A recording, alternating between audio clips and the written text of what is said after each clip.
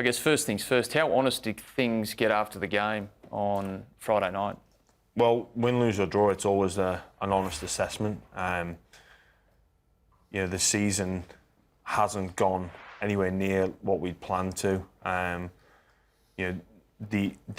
We spoke at length in the week about how we wanted to perform. There was parts of the game that I think we did do that. The first sort of opening segment of the game, I think they completed 13 from 13. We were 5 from 5. So it shows we were trying to complete, and we had to do plenty of work defensively. And then, post-game, Cameron spoke with a hell of a lot of passion because he's a very passionate person.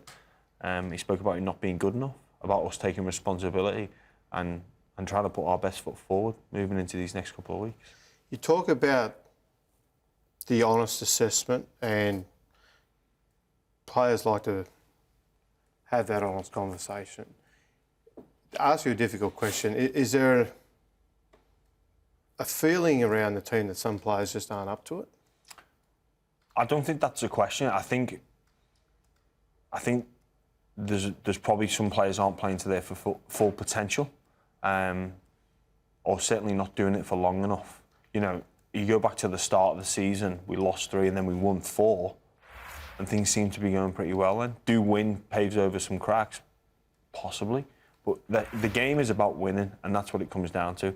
I think the coach has a responsibility to get the best out of the players, and if players aren't playing up to standard, then they're going to be dropped. This week he's made a couple of changes, some players available, and that's what he's done. And I think when you are dropped, I take myself back to being a younger player when I was dropped for not meeting team standards or not performing at my potential. It was how I went away and addressed that. Do I sulk? Do I complain? Do I say I should be playing? Or do I work my way back into that team and show the coaching staff that I'm good enough to play for this club? OK, we just had a bit of talk about this in the previous segment, but I want to ask you this in reference to your side because you just alluded to it there.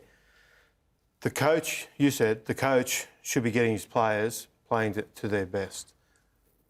Is it the coach's fault or is it the players' fault right now? That's a good question. I think it's everybody's responsibility.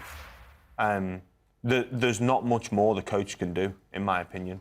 He's passionate about the club. He's knowledgeable. He gives us a good game plan. There's open communication there. So if something isn't right with the game plan or something that you don't see is right with the game plan, his door's always open to take the criticism or to take option to change it. So if someone says, look, coach, I don't feel good about this particular play or this style or this defensive pattern, then we can talk about it and potentially change. He's not ruling with an iron fist. Mm-hmm.